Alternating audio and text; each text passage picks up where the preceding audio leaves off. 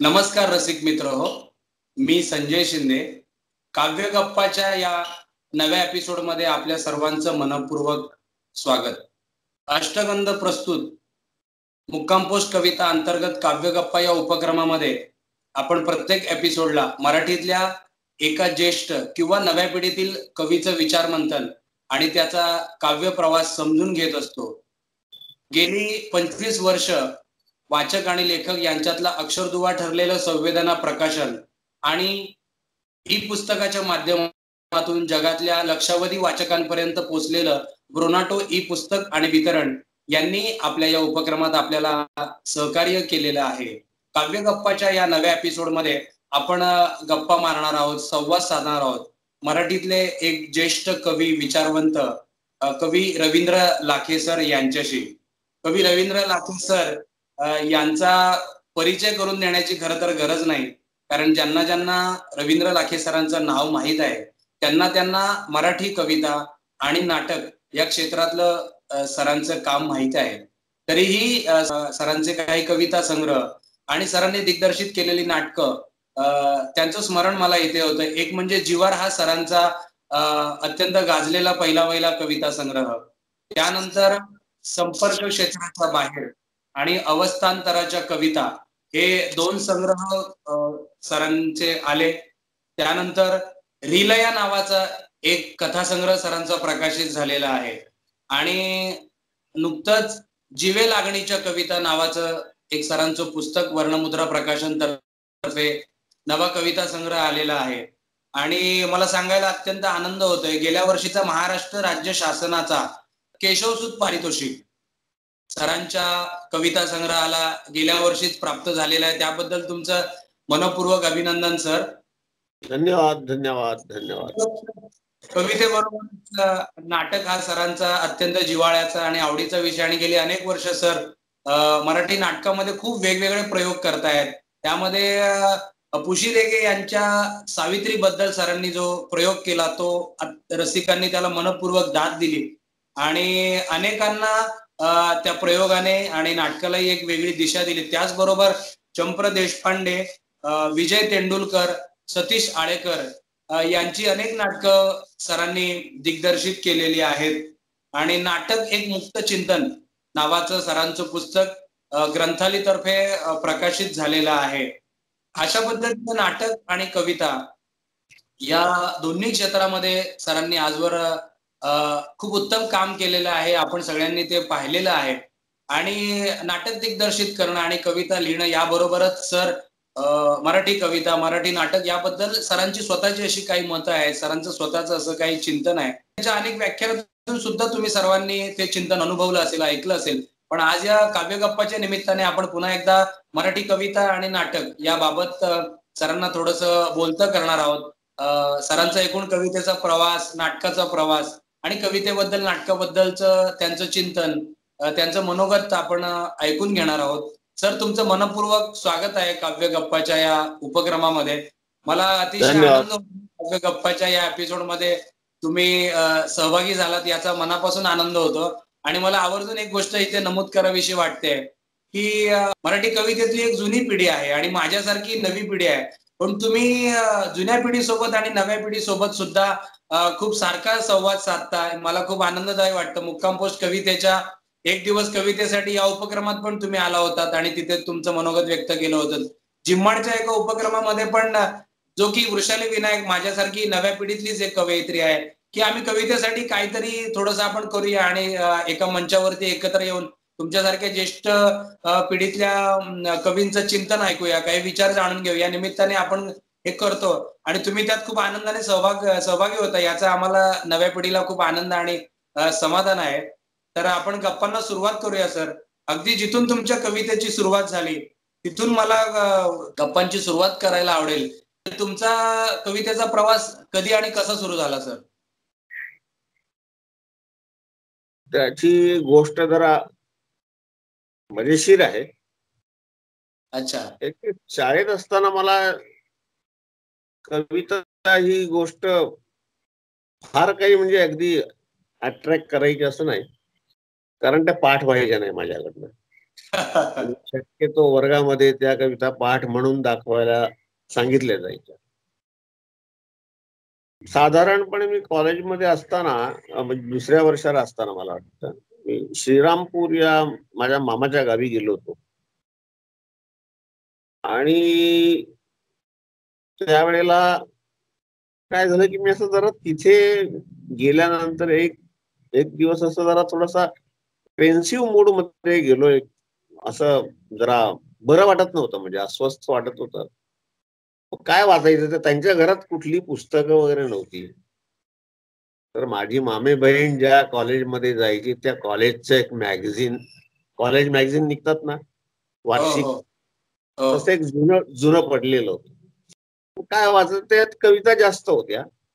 बाकी मॅटर साधारणपणे कॉलेजच्या मॅगझिन मध्ये कविता जास्त मुलांच्या. असतात, प्रेमकविता खूप असतात. तर त्याच्यामध्ये त्या कविता वाचायला सुरुवात केली आणि एका कवितेपाशी मी थबकलो. ती कविता अशी होती: माझ्यात अंगाची राख, माझ्या शरीराची राख अंगाला फासून, माझ्या शरीराची राख अंगाला फासून मी नागवा झालोय आजपासून. 4 ओळींचीच कविता होती ती. तर ती लगेच पाठ झाली मला. आणि मला तर असं वाटलं अरे याच्यात काहीतरी आहे. आणि मी ती माझ्या मित्रांना वगैरे म्हणून दाखवायला लागलो. हळूहळू मग मी ती माझीच म्हणून ही कविता माझीच, मीच, माझी कविता बघा ऐका असं करून. आणि मग एक दिवस लक्ष झालं की हे काही बरोबर नाहीये. आपल्याला याच्यामध्ये रस आहे तर आपल्यालाही कविता लिहून पाहायला हवी. हो. तिथून मग मी काहीतरी थोडस खरडायला सुरुवात केली. मग त्या कविता पुरा बेरे नवशक्तीचे संपादक असताना त्याच्यामध्ये एक रविवारी कॉलम यायचा, तिथे मी कविता पाठवायला सुरुवात केली. कविता प्रसिद्ध व्हायला लागल्या आणि मग सिलसिला तो चालू राहिला. आणि त्या माझ्या पिढीमध्ये ग्रेस या कवीचा प्रभाव एवढा होता जो माझ्यावर पण होता. अच्छा. संध्याकाळच्या कविता नावाचा त्यांचा जो पहिला तो कविता संग्रह वाचून मी अत्यंत प्रभावित झालो. आणि जवळजवळ त्यांच्याच कविता बऱ्याच नकलल्या गेल्या. अच्छा. वाचले की त्यांची एक कविता वाचली की मला एक 8-10 कविता, अशा साधारणपणे 400च्या वरती कविता असतील त्या मी नंतर मग बात केल्या की हे कळलंय आपल्या सगळं ग्रेसच आपल्या कवितेत उतरलंय. हो. दरम्यान पूर्णच गोष्ट सांगतो म्हणजे मग जरा थोडस दरम्यान हो. माझ्या एका मित्रांनी त्यावेळेला महाराष्ट्र टाइम्स एक स्पर्धात्मक कवी संमेलन घ्यायचं. आणि मग त्या कविता नम्रात आलेल्या दर रविवारच्या आवृत्तीमध्ये यायच्या. तर त्या माझ्या मित्राने माझी कविता निवडली आणि ती कविता पाठवून दिली. त्यावेळेला नेमके नारायण सुर्वे परीक्षा होते. अच्छा. आणि माझी कंदील नावाची कविता त्यांनी निवडली आणि ती पहिल्या नंबरवर झाली, म्हणजे काय सिलेक्ट झाली. अरे वा.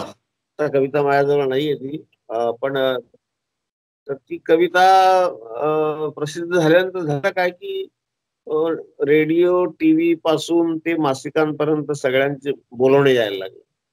कविता अरे वा. पाठवा, कविता म्हणायला या, कविता वाचायला या असं करून. आणि मग हंस सारख्या मासिकांनी मला जवळजवळ काय म्हणूया पोचलं म्हटलं तरी चालेल तर एक 2-3 वर्ष माझ्या कविता त्यांनी छापल्या. आणि पुढे मग ते सरकारी अनुदान मिळणं सुरू झालं कविता संग्रह प्रकाशित करण्यासाठी. हो. त्याद्वारे मी माझा जिव्हार हा कविता संग्रह प्रसिद्ध केला. त्या कविते संग्रहाचं संपूर्ण काम ज्येष्ठ समीक्षक, लेखक, पत्रकार सुनील कर्णिक यांनी केलं होतं. अतिशय उत्तम केलं होतं. हो. आणि खूप नव्या मुलांना तो संग्रह आवडला. अजूनही म्हणतात ते की आम्हाला तो खूप आवडला होता वगैरे.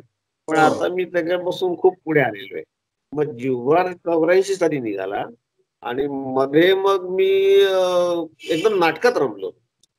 अच्छा. नाटकात रमलो जवळजवळ मी 2011 पर्यंत मला वेळ मिळत नव्हता. नोकरी नाटक असं होत होतं.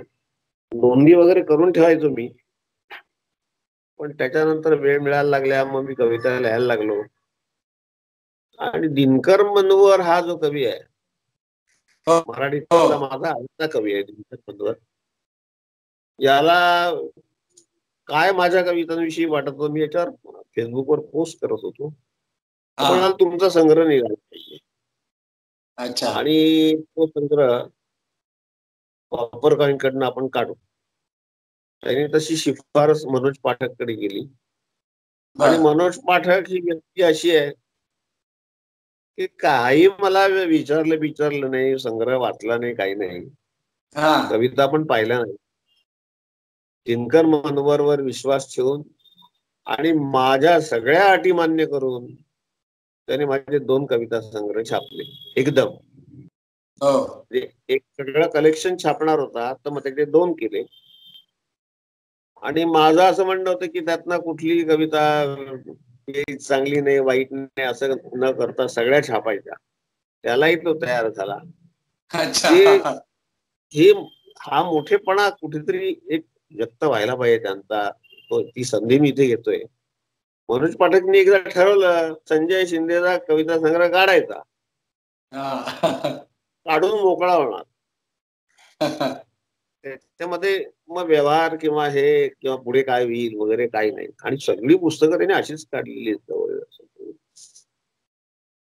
तर ते मला त्यांनी दिनकर मनवर, मनोज पाठक, दागो काळे ही जी सगळी शेगावची मंडळी आहे, शब्दवेध ग्रुपची मंडळी आहेत, त्यांनी मला पुढचा मार्ग दाखवला आणि मी लिहित राहिलो. मग काही दिवसांनी परत जीवे लागणीचा संग्रह मनोजनीच काढला. फक्त आता हो. वर्णमुद्रातर्फे आलेला आहे तो. हो. तर असा कवितेचा तो प्रवास आहे. तर तुम्ही जे म्हणालात ना, म्हणजे 84 साली तुमचा जिवार हा कविता संग्रह आला आणि त्यानंतर जे कविता संग्रह आले ते मध्ये खूप मोठा गॅप तुम्ही घेतलात. तुम्ही नाटकामध्ये पण होतात आणि तुमच्या वैयक्तिक जीवनामध्ये पण बिझी होतात. तर मला यामध्ये 2 गोष्टी महत्त्वाच्या वाटतात, की एकतर तुम्ही कविता संग्रह काढायला खूप अवधी घेतलात आणि मला हे विचारायचंय, की जिवारमधली तुमची कविता आणि संपर्क क्षेत्राच्या बाहेर आणि अवस्थांतराच्या कविता मधल्या तुमच्या कविता यामध्ये कोणता मूलभूत फरक तुम्हाला स्वतःला जाणवतो? मूलभूत फरक असा आहे की जिव्हार हा कविता संग्रह जो आहे, हा संग्रह एका रोमॅन्टिक वृत्तीतून लिहिला गेलेला आहे. पुढे जसं जसं चिंतन वाढलं, मधल्या काळात चिंतन भरपूर झालं, बरेच आयुष्यात प्रसंग घडले, पण त्यातनं माझं काव्यात्मक चिंतनही खूप गहिरं होत गेलं, खूप सखोल होत गेलं. आणि त्या चिंतनाचा भाग बराचसा या माझ्या पुढच्या कवितांमध्ये आहे.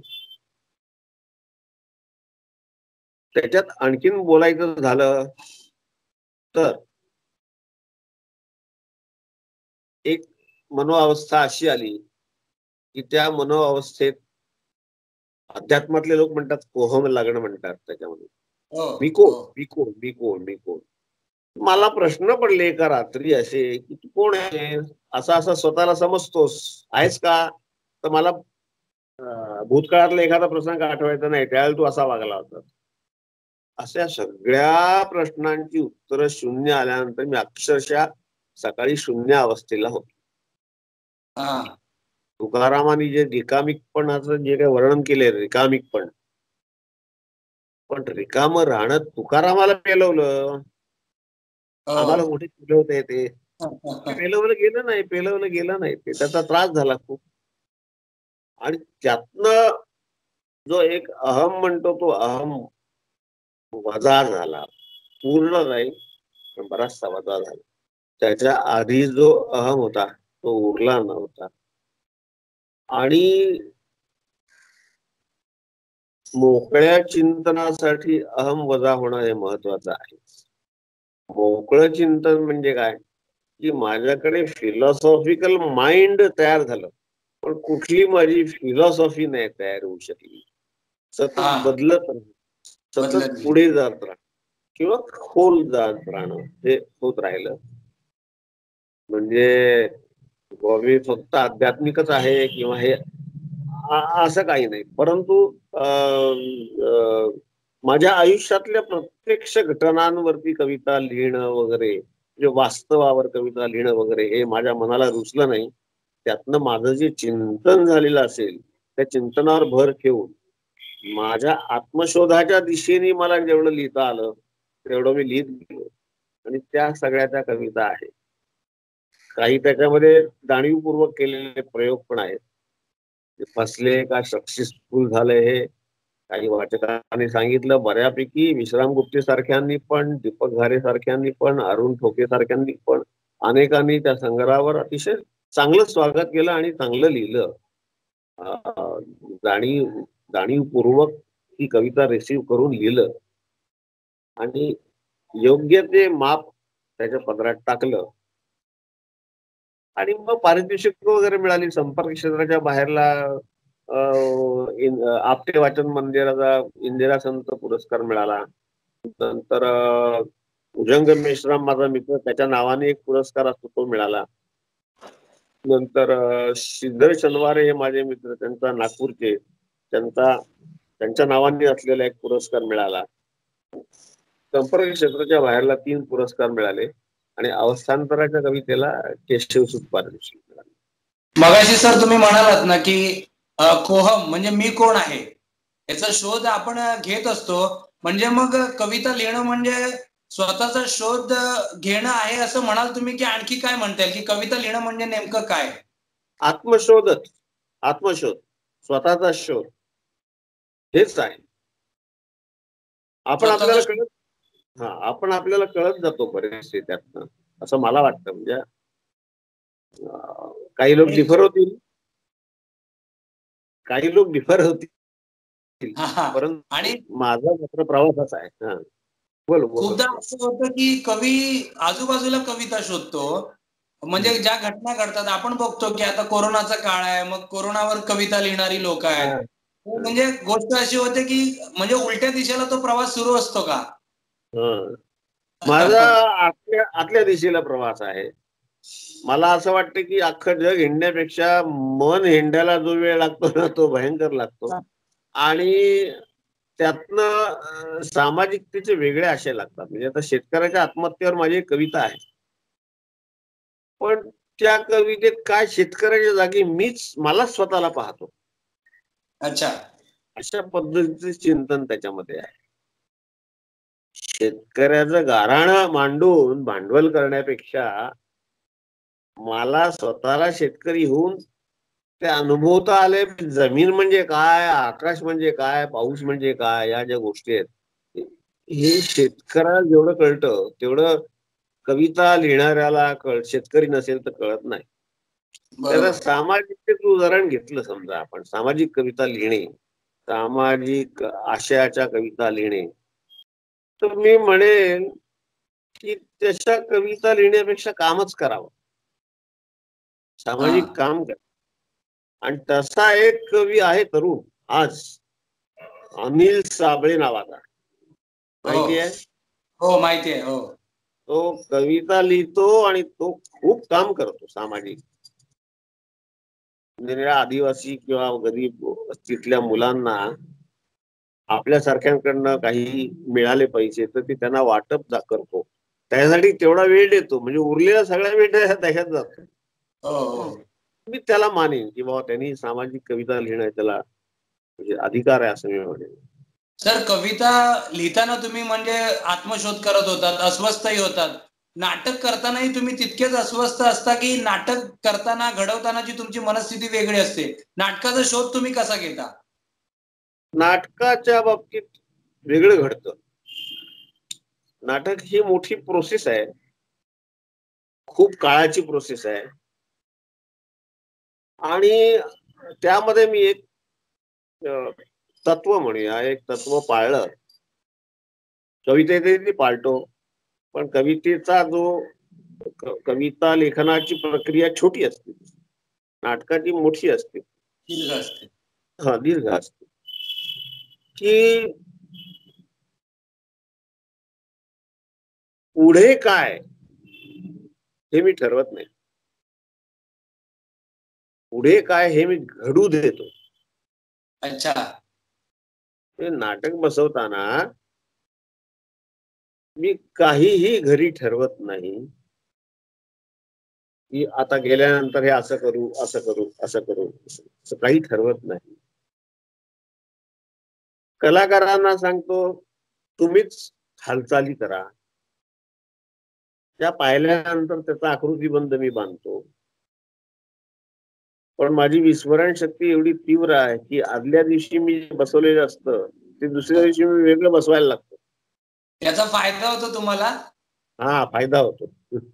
नवीन जागा सापडतात आणि कलाकारांनाही फायदा होतो.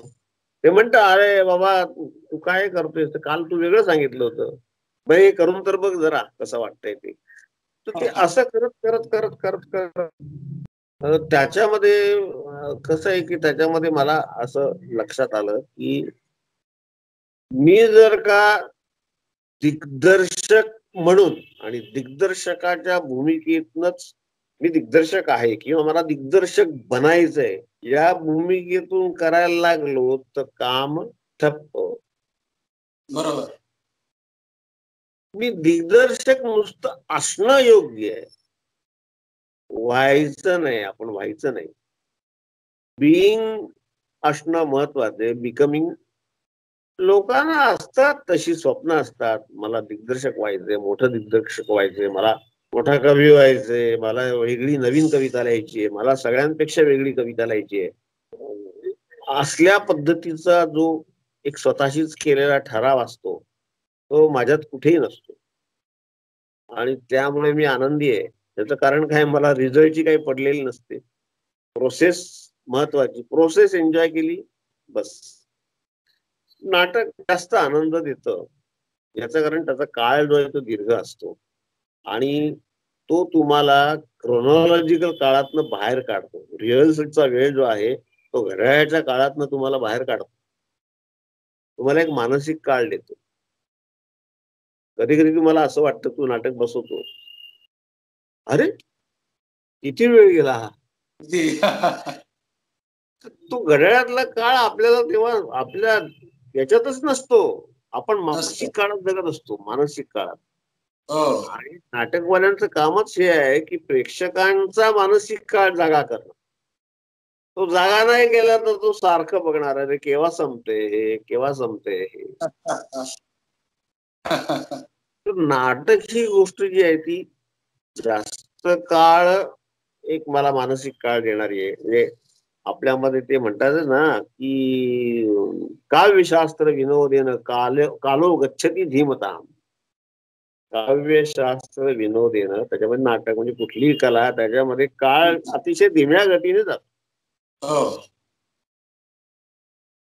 म्हणजे क्रोनॉलॉजिकल काळ आहे तो आपल्या मनात असा धीम्या गतीनं पुढे पुढे पुढे पुढे बोल पुढे. तुम्ही म्हणालात तुम्हाला नाटकही म्हणजे नाटक जास्त आवडतं कारण ते काळ जास्त घेतं, पण कविता ही आपल्या आत्म्याच्या खूप जवळ असते कवीच्या. म्हणजे मी कदाचित माझा प्रश्नही चुकीचा असेल की नाटक आणि कविता यात तुमचं पहिलं प्रेम कशावर आहे? तुम्हाला अधिक काय आवडतं? कविता. कारण याचं कारण सांगतो. नाटक हे टीम वर्क आहे. खूप माणसांना आपल्याला सांभाळायचं असतं, खूप माणसांवर आपण अवलंबून असतो. आज एक जण जर का म्युझिक वाजवणारा नाही आला तर आपली पंचायत होणार असते. एक आर्टिस्ट नाही आला तर पंचायत होणार असते. नाटकाच्या बाबतीत आपल्याला तेवढं थंड राहावं लागतं की ठीक आहे, जेवढे आले त्यांच्या बरोबर आपण काम करून घ्यावं. अर्थात हे अलीकडे या डिफिकल्टी यायला लागले, जेव्हा अव्हेन्यूज खूप झाले, चॅनल्स खूप झाले आणि मुलांना धडाधड तिथे कामं मिळायला लागली. याच्यापूर्वी मात्र माझ्याकडे जवळजवळ रोज 40 मुलं असायची. 2 ते 3 वर्ष तेव्हा फक्त एकच चॅनल होतं. आपला आधी सह्याद्री होता आणि मग झी आले. झी हो हो एकच चॅनल होतं, त्यामुळे काही फार एवढं काही अव्हेन्यू नव्हती. तर मुलं पर्टिक्युलर होती, खूप व्यवस्थित शिस्तीत वागायची आणि मला खूप छान त्यावेळेला एन्जॉय करता आलं. कारण मी सहसा नाटक बसवलं ते वर्कशॉप मधनं बसवलं. वर्कशॉप सुरू करायचं आणि त्यातनं मग नाटक बसवायचं असं. तर ते टीमवर्क असल्यामुळे कधी कधी ते जरा थोडस कंटाळवाणं त्रासदायक होतं. प्रत्यक्ष नाटक बसवणं नाही, पण त्याच्या आजूबाजूचा जो भाग आहे ना, लाईट्स वाला माणूस मिळवणं, त्याला मग एखाद दिवशी वेळ नसतो. आमचा लातूरला शो होता. लातूरला शो असताना आमचा जो एक दर्शन श्याममनोहरांचं नाटक, तर त्याचं लाईट करणारे जे होते त्यांना नेमका त्या दिवशी वेळ नव्हता.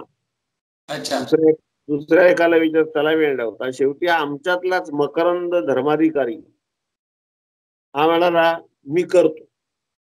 हा त्याला काही ओ का ठो माहित नव्हतं आणि मी त्याच्या जवळ बसलो, पण तो एकदम परफेक्ट करत होता आणि मीच डिस्टर्ब करत होतो, असं कर रे, तसं कर रे, तसं कर रे. आणि त्यातनं तो एक चांगला प्रकाश योजनाकार झाला आणि आज त्याच्याकडे कित्येक पारितोषिकं आहेत आणि अरे वा त्याला अधिकाराने लोक बोलवतात की आमचं लाइटिंग कर बाबा तू. तर असंही घडतं, म्हणजे फायदे तोटे असं सगळं टीमवर्क मध्ये सगळ्या गोष्टी असतात. सर मध्यंतरी पण आपण या विषयावर बोललो होतो की नाटक जसं आपण शिकवतो किंवा इतर कोणतीही कला, शिल्पकला असेल, चित्रकला असेल, पण म्हणजे खूप जणांचं असं मत आहे की कविता शिकवता येत नाही, काही जण म्हणतात ती दैवी देणगी आहे. तर अशी कविता शिकवता येईल का? त्याचे म्हणजे कविता लेखन, चांगल्या दर्जाची कविता. दर्जा नाही सांगता येत, परंतु कविता लिहिणं हे शिकवता येऊ शकतं, त्याचं वर्कशॉप घेता येऊ शकतं, हे नक्की. दैवी देणगी वगैरे हा भाग मला काही एवढा फार काही पटत नाही. प्रत्येकाकडे दैवी देणगी असते असं मला वाटतं. लक्ष आलं का? फक्त त्या माणसाचं त्या देणगीकडे लक्ष वेधणं हे आपलं काम असतं. बरोबर त्यांनी कधी लक्ष दिलेलं नसतं. अरे आपल्यात हे आहे, ते त्याचं लक्ष तिथे वेधणं म्हणजे कवितेच्या बाबतीत बाबा तुला कविता लिहिता येऊ शकते, तुझ्या मनाची जी जडणघडण आहे ती त्याला योग्य आहे, प्रत्येकाची असते. पण जेव्हा एखाद्याला समोर आपण ठेवतो मॉडेल म्हणून, तेव्हा त्याला आपण असं त्याचं लक्ष त्याच्या त्या गुणाकडे किंवा त्या माध्यमाकडे वेधून घेणं हे फक्त काम असतं. पुढे त्याचा प्रवास असतो. बरोबर. नंतर त्याचा प्रवास तो त्याने त्याचा करायचा. पण आपल्याला काही त्यातल्या ठळक बाबी आपल्याला अधोरेखित करता येऊ शकतात वर्कशॉपच्या माध्यमातून. हो. तर तुम्ही स्वतः कविता लिहिताच, पण एकूण मराठी कवितेवर पण तुमचं लक्ष असतं. म्हणजे जसं की दिनकर मनवर असेल किंवा हेमंत दिवटे असतील, अनेक स्वरूपाची कविता तुम्ही स्वतः वाचत असता आणि त्याचबरोबर तुमचा इंग्रजीचाही अभ्यास आहे. तर मला प्रश्न असा विचारायचा होता की एकूण जगामध्ये जी कविता लिहिली जाते आणि मराठी भाषेत जी कविता लिहिली जाते, त्या दृष्टीने मराठी कवितेमध्ये जी कविता आता लिहिली जाते, जागतिक कवितेत मराठी कवितेचं काय स्थान आहे? त्यातल्या चांगल्या बाजू कोणत्या आहेत आणि उणिवा कोणत्या आहेत मराठी कवितेमध्ये तुम्हाला जाणवतात? मला तसा कम्पॅरेटिव्ह स्टडी किंवा तुलनात्मक काही बोलता येणार नाही. मी फक्त माझा अनुभव सांगतो. हो हो हो चालेल. चालेल. मी इंग्रजी कविता जेव्हा वाचतो, म्हणजे अलीकडला अगदी चार्ल्स सिमिक सारखा अमेरिकन कवी आहे, बुकोवस्की सारखा कवी आहे किंवा असे बरेच कवी आहेत, बोरास सारखा कवी आहे किंवा ते जेव्हा वाचतो तेव्हा मी कविता वाचताना मला कळो न कळो अडखळत नाही कुठे. कल्चर वेगळं असतं, देश वेगळा असतो, पण ती कविता मला अपील होते. अपील होणं म्हणजे लक्षात यायला अपील होणं म्हणजे काय आपल्याला सांगता येत नाही, पण अपील होते. बरोबर. लव्ह ॲट फर्स्ट साईट सारखं असतं ते. पहिल्यांदा वाचल्यानंतर ते अपील होते. पण मराठी कित्येक कविता मला अपील नाही होत, अपील होत नाही. म्हणजे कवीला जे म्हणायचं ते पोचत नाही असं असेल, पण अपील होत नाही त्याच्यात. पण आता तुला सांगतो, एक कवी आहे की जो खूप कवी लोकांना माहिती आहे, मन्या जोशी म्हणून. हो माहिती आहे. तर मन्या जोशीची जी कविता आहे, ही कविता तुम्हाला कळणार नाही, पण अपील होईल. वेगळंच काहीतरी तो लिहितो. आता त्यांनी संग्रह त्याचा आलाय, त्याचं नाव काय बरं, भगवान ट्रिप. हा, हेमंत दिवटेने काढले. त्याचा पहिला संग्रह आहे जाम मज्जा. हो हो. दुसरा आहे भगवान ट्रिप. तर त्याची कविता वाचताना असं मला वाटतं की बाबा, ही जगामध्ये कुठेतरी स्थान घेईल. त्या आधीच्या कवींमध्ये दिलीप पुरुषोत्तम चित्र यांची कविता मला वाटते, अरुण कोलटकरांनी तर स्थान मिळवलंच होतं. तर तुलना नाही करता येणार, पण असं ते जाणवतं. आणि असं वाटतं की मला अपील नाही झाल्या, पण एखाद्याला अपील झाल्या. तर त्या सगळ्या कविता इंग्रजीमध्ये अनुवादित होऊन आंतरराष्ट्रीय पातळीवरती जर का त्याचं वितरण झालं, तर अनेक कवी बाहेरच्या देशातल्या, हेमंत दिवटेची कविता बाहेरच्या देशातल्या लोकांना आवडते. त्याची कविता एक वेगळीच आहे, कविता हेमंत दिवटेची. तर असं होऊ शकतं, पण असा प्रयत्नच होत नाही आपल्याकडे. कविता काय, गद्य पण नाही होत इंग्रजीमधनं अनुवादित. राजीव नाईकची नाटकं आता शांता गोखल्यांनी केली इंग्रजीमधनं, तर ती कुठेतरी बाहेरच्या लोकांना वाचायला मिळून त्यातून एक सांस्कृतिक देवाणघेवाण किंवा वाङ्मयीन देवाणघेवाण म्हणतो अशी होणं, हा महत्वाचा भाग आहे. असे काही प्रयत्न चालू असतात, पण ते मोठ्या प्रमाणावर होत नाही. हा, आपल्या कवितेचं जागतिक कवितेत स्थान कुठलं हे काही मला ठरवता येत नाही.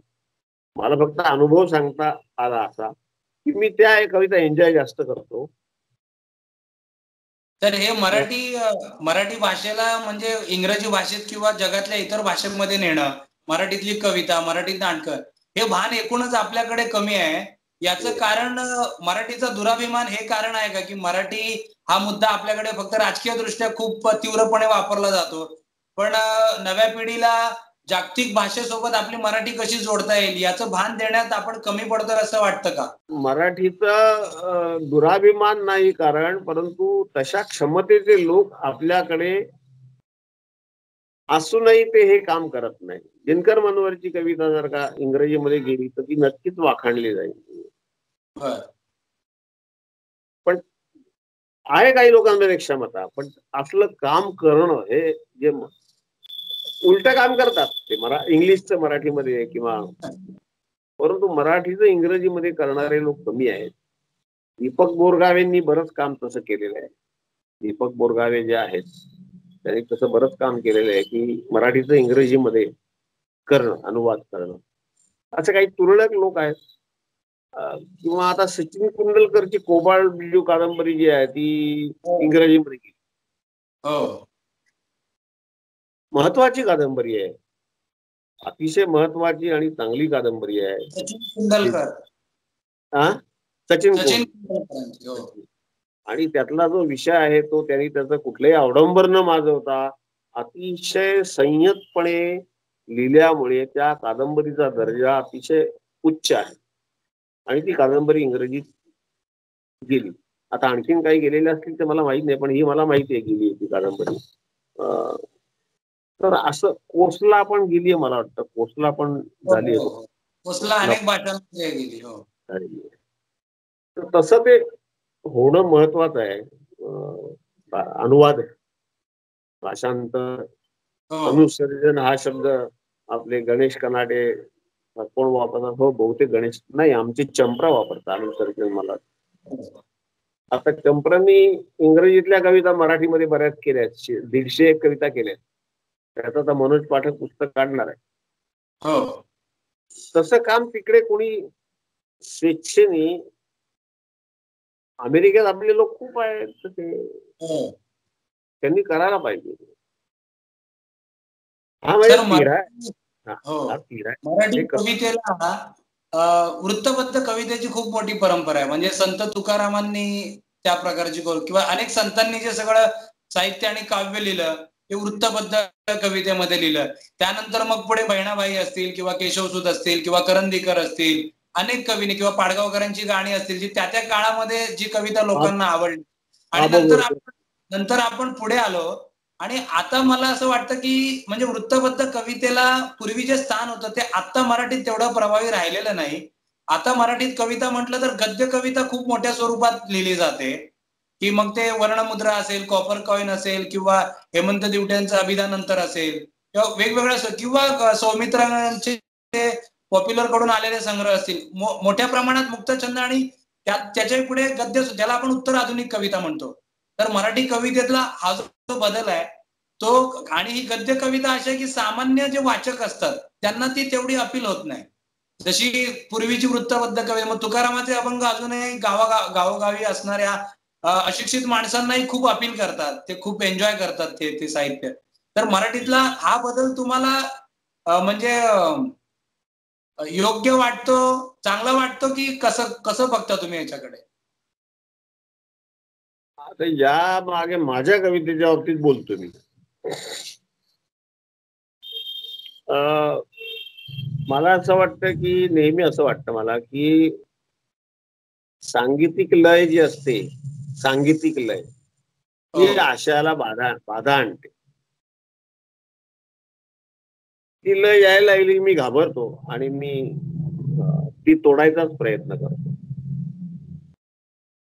एका नशेमध्ये नेणारी लय असेल तुम्हाला, एक रेसांची कविता जी आहे, ते एक मीटर आहे, त्या मीटर मध्ये तुम्ही रंगून जाता, आशयाकडे दुर्लक्ष होतं तुमचं.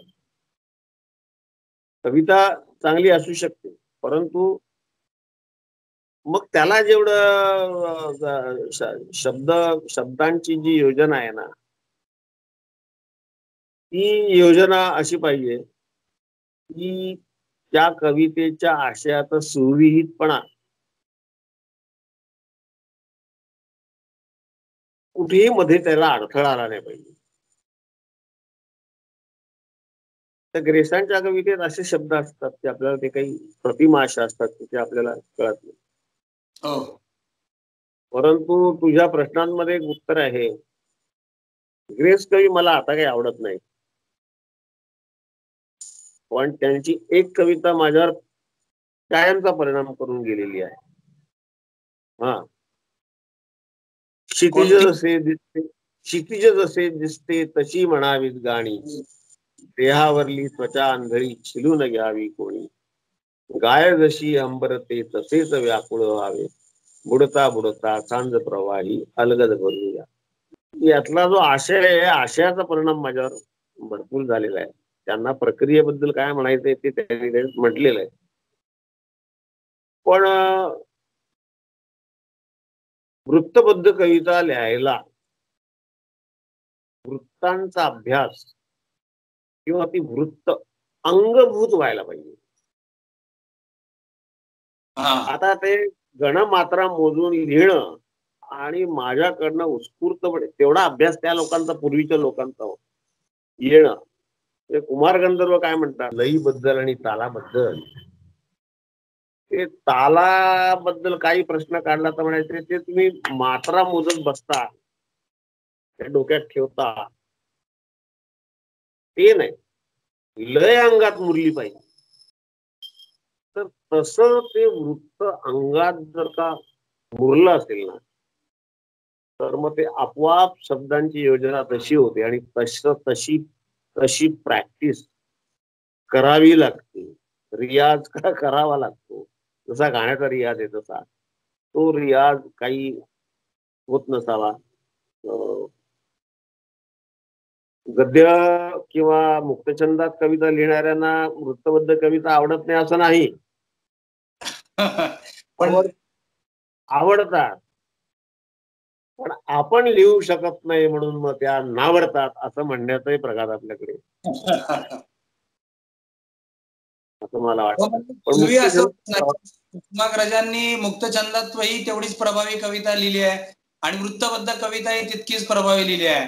पण मला अलीकडचा जो प्रवाह दिसतो, तुम्ही म्हणालात ती गोष्ट अंडरलाईन की केली की मला लिहिता येत नाही म्हणून आवडत नाही. म्हणजे गझलच्या बाबतीत पण आपण हे असं म्हणू शकतो, गझलच्या बाबतीत की एकदा ती लय जर तुमच्या अंगात भिनली तर नंतर तुमचे विचार त्या वृत्तात मांडताना तुम्हाला तंत्र बघावंच लागत नाही, ते आपसूक येऊन जात.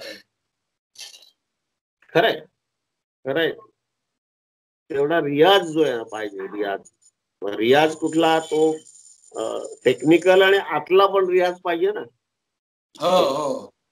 चित्तरंजन भट किंवा गणेश नागवडे उदाहरणार्थ हे सहजपणे एक मोठा आशय त्यांच्या ओळींमधून देतात.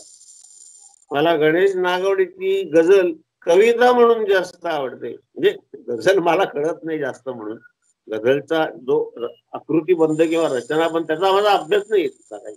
तो चुका पण करत मला माहित नाही, करतो कसं काय करतो. परंतु चित्तरंजन भट, तो चंद्रशेखर सानेकर, असे काही, आता गोविंद नाईक सारखे म्हणजे बरेच गझल लिहिणारे चांगले आहेत सगळे, आणि त्यांच्या ते अंगात मुरलेले आहे आणि मी ते एन्जॉय करू शकतो.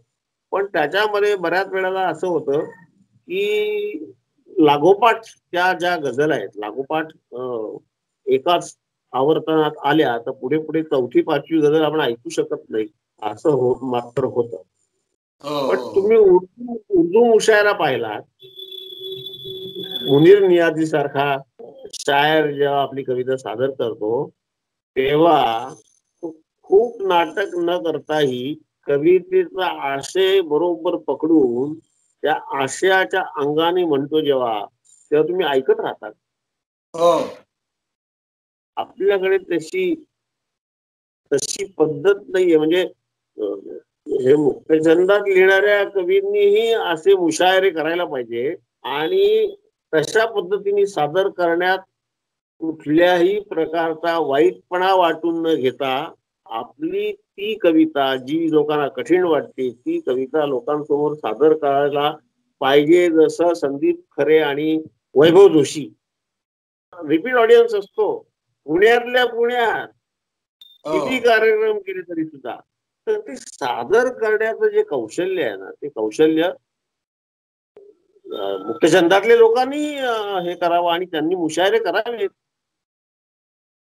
सर, आता योगायोगाने आपल्या गप्पातून हा विषय पुढे आला आणि मला पटकन आठवला तो वाद की मध्यंतरी म्हणजे अगदी नाव घेऊन म्हणाले होते की काही कवींनी कवितेचे बगे निर्माण केले, अशी मोठ्या प्रमाणावर टीका झाली मराठीमध्ये.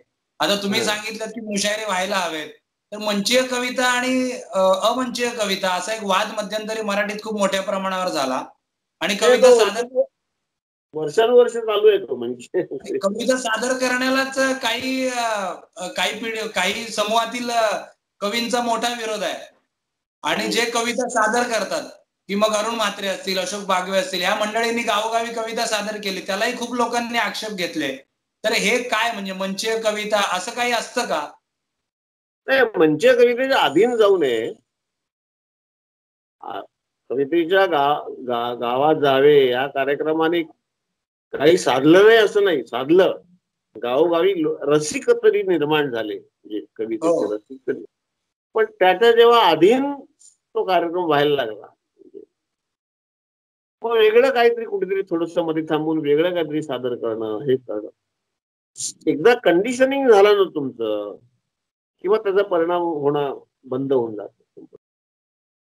हो सर, मराठी कविता संग्रहामध्ये आता सुद्धा असं आहे ना की मराठी कविता संग्रहाची 500ची आवृत्ती सुद्धा खपवणं आता खूप जिकिरीचं काम झालेलं आहे. 200ची आवृत्ती संपत नाही. म्हणजे मनोज पाठकही हे सांगतील किंवा मी पुस्तकं प्रकाशित करतो त्याचाही तो पॉप्युलर, म्हणजे मोठमोठ्या कवींचे सुद्धा कविता संग्रह आता 500ची आवृत्ती जात नाही, पण एक काळ होता की मराठीत म्हणजे पाडगावकरांच्या काही पुस्तकांच्या 20-20, 25-25 आवृत्त्या झाल्या त्या काळातही. तर काय मराठी कवितेचे वाचक कमी आहेत, म्हणजे साक्षरता तर वाढली आपल्या समाजात, पण वाचक का कमी झालेत सर? साक्षरता वाढली, सुखासीन आयुष्य वाढलं, सुबत्ता आली, त्याचबरोबर चिंता आली, टेन्शन आलं, काळजी आली, जबाबदाऱ्या आल्या. यातनं सोडवणारी कविता कुठलीही त्यांना वाटत नाही. त्यांना मग सेल्फ हेल्प सारखी पुस्तकच लागतात. हाऊ टू काय अमुक करणे, हाऊ टू अमुक, हाऊ टू तमुक, हाऊ टू तमुक, how to overcome your anxiety, how to overcome your हे, अशा सगळ्या ज्या गोष्टी आहेत. आता या ललित वाङ्मयातनं लोकांना त्यांच्या चिंतेच्या चक्रातून सुटका नाही मिळत असं कुठलं पुस्तक नाहीये.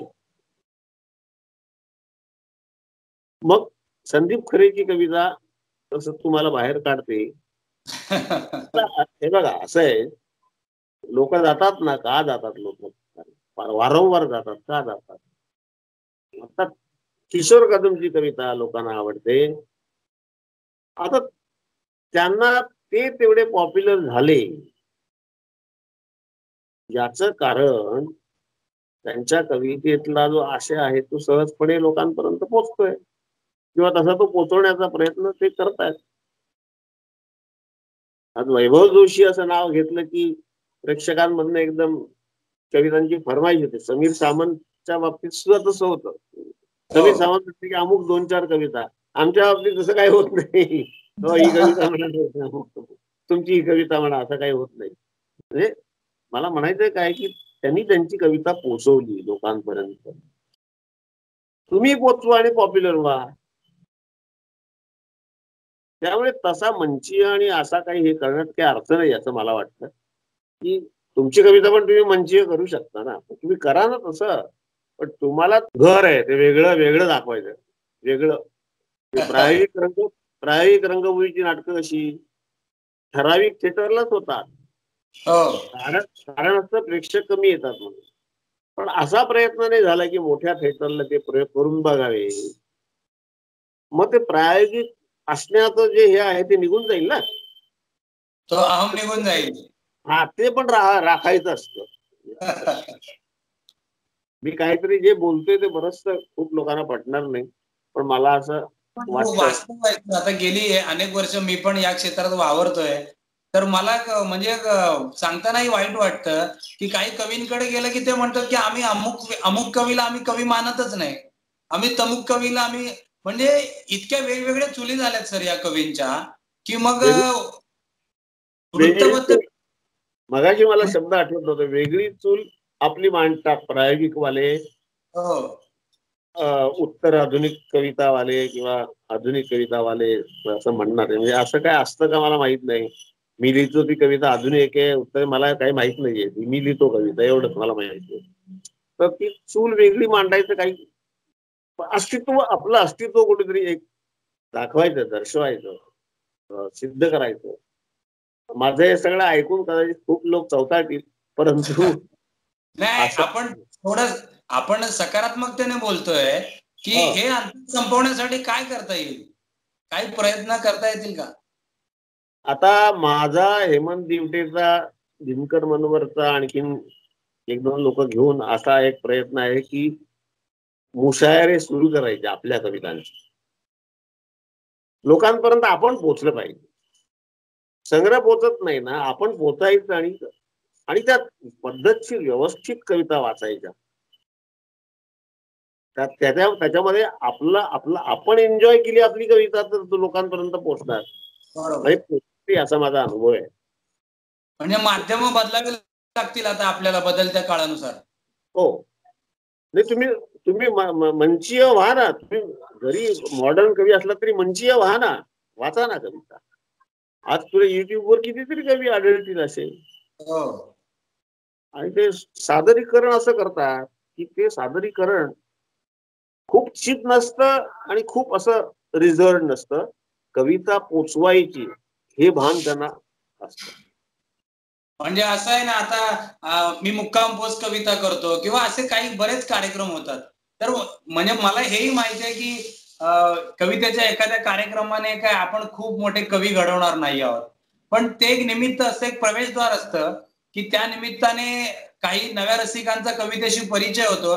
मग त्या प्रवेशद्वारातून आत गेल्यानंतर तुम्हाला मग ग्रेस असतील किंवा केशवसूत असतील, जिकडे कवितांचा तो प्रवास गेला पाहिजे आणि मुळात तिथे आपल्याला कविता संग्रह विक्रीची एक संधी मोठी उपलब्ध होते, की ज्या माध्यमातून आपण अनेक कवींचे कविता संग्रह रसिकांपर्यंत पोहोचू शकतो. तो माझा अनुभव आहे, की मुक्काम पोस्ट कवितेच्या कार्यक्रमाच्या माध्यमातून मी अनेक कविता संग्रह म्हणजे तुमचीही अनेक पुस्तकं, की येणारा कवी एखादी छानशी लाईटली कविता ऐकून जातो, पण जाताना तो रवींद्र लाखेंचं एखादं पुस्तक घेऊन जातो, गणेश कनाटेंचं एखादं पुस्तक घेऊन जातो, हेमंत तिवट्यांचं एखादं पुस्तक घेऊन जातो. ते जाणीवपूर्वक आम्ही मुक्काम पोस्ट कवितेच्या कार्यक्रमाच्या निमित्तानेही केलं, की त्यामध्ये मिळणारा आर्थिक फायदा वगैरे अत्यंत अल्प येतो, पण जाणीवपूर्वक केलं. तर असे प्रयोग जर झाले तर मला वाटतं हे कवींमधलं अंतर संपेल आणि आपण सगळे एकाच मंचावर आलो तर कवितेची देवाणघेवाण होईल आणि रसिकांना पण रसिकांसाठी ते वातावरण खूप आनंददायी असेल. रसिक निर्माण करू आपण त्यातनं, चांगले रसिक निर्माण करू. या ज्या वेगवेगळ्या चुली सर मराठी कवितेत झाल्यात आणि त्यामुळे मराठी कवितेचं जे नुकसान होत आहे ते कसं टाळता येईल, कसं भरून काढता येईल? आपली वेगवेगळी चूल न मांडता आपली कविता अतिशय साध्या रसिकांपर्यंत, सामान्य रसिकांपर्यंत, सामान्य हा शब्द आपण वापरू नये. रसिक हा रसिकच असतो, त्याच्यात काही मोठे वर्ग नसतात.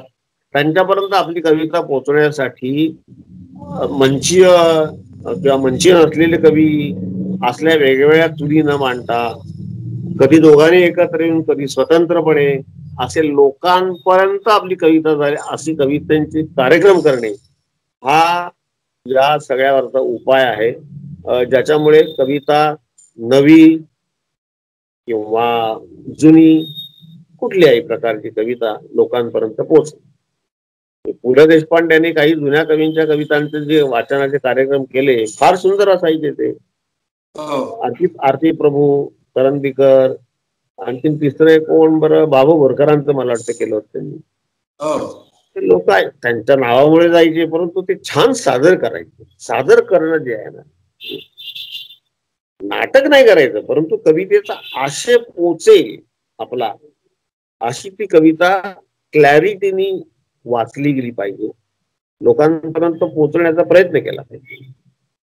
नक्की त्याच्याकडे खूप सकारात्मकतेने पाहतो आहे आणि आपण निश्चितपणे असे प्रयोग करू, त्याला मराठीतले सगळेच कवी दाद देतील अशी अपेक्षा मी व्यक्त करतो आणि हे सगळं अंतर संपावं, मराठी कवितेचा प्रसारही व्हावा. आणि हेच सगळं व्यक्त करताना आणखी एक चिंता अशी वाटते सर, की मराठी कवितेचा जो दर्जा आहे, विशेषतः नव्या पिढीचं जे चिंतन व्हायला पाहिजे मराठी कवितेच्या बाबतीत, की त्याच्यावरही खूप जण आक्षेप घेतात. मग एखादा कवी लिहितो, लगेच तो फेसबुक सारख्या माध्यमातून किंवा एखाद्या कार्यक्रमातून लोकांच्या पुढे येतो आणि त्याचा अभ्यास थांबतो.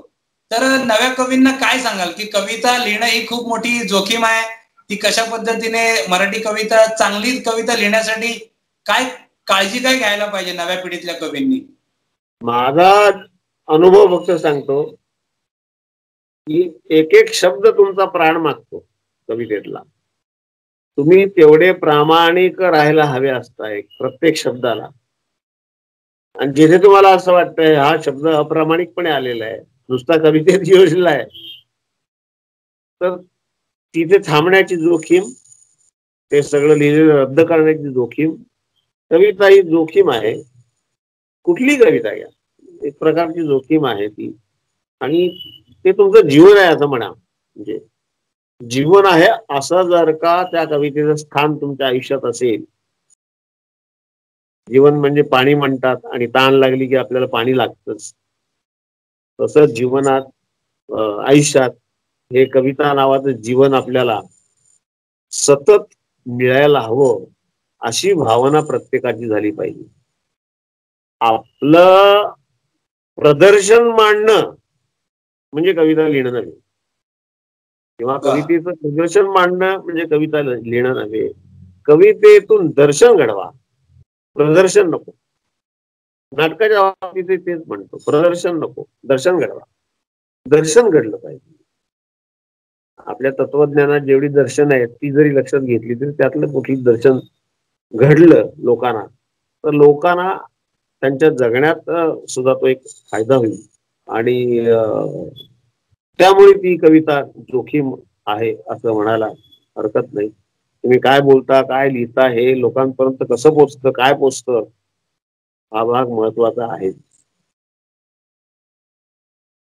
गेली जवळपास 40-50 मिनिटं आपण गप्पा मारतो आहोत सर. मला स्वतःला तुमच्यासोबत संवाद साधताना खूप आनंद मिळाला, खूप वेगळं काहीतरी ऐकायला मिळालं. आणि मला खात्री आहे आपल्या रसिकांना आणि श्रोत्यांना सुद्धा आपल्या या काव्य गप्पा निश्चितपणे आवडतील. आणि काव्य गप्पांच्या या एपिसोडमध्ये रवींद्र लाखे सरांनी आपल्याला वेळ दिला त्याबद्दल मी अष्टगंध तर्फे त्यांचे मनपूर्वक आभार मानतो. आणि संवेदना प्रकाशन आणि ब्रोनाटो ई पुस्तक प्रकाशन आणि वितरण यांनी आपल्या या उपक्रमाला सहकार्य केलं त्याबद्दल त्यांच्याविषयी सुद्धा ऋण व्यक्त करतो. आणि आपल्या रसिकांना विनंती करतो की तुम्ही अजूनही मुक्काम पोस्ट कवितेचं चॅनल, ज्याच्यावरती कवितेविषयीच्या गप्पा, आजपर्यंत आपली झालेली कवी संमेलनं, एक दिवस कवितेसाठी या आपल्या अत्यंत वेगळ्या उपक्रमातलं अनेक कवींचं आणि विचारवंतांचं चिंतन जे उपलब्ध आहे आपल्या चॅनलवरती, ते ऐकलं नसेल तर अवश्य ऐका. आपलं चॅनल लाईक, सबस्क्राईब आणि अवश्य शेअर करा. मी रवींद्र लाखे सरांना विनंती करतो की सरांनी त्यांच्या एका कवितेने आपल्या या काव्य गप्पांचा समारोप करावा. ही कविता जिव्हार मधली आहे, 4 ओळींची कविता आहे. अंधार घन गोरा, अंधार घन गोरा, कोरा स्पर्श फुलोरा. अंधार घन गोरा, कोरा स्पर्श फुलोरा. शहाऱ्यांच्या वनात नाच रे मोरा, नाच रे मोरा, नाच रे मोरा नाच. अरे वा, thank you sir, thank you very much. पुढच्या एका एपिसोड मध्ये आपण अशाच एका ज्येष्ठ कवींसोबत गप्पा मारूया. तोपर्यंत तुम्हा सर्वांना मनपूर्वक नमस्कार. धन्यवाद.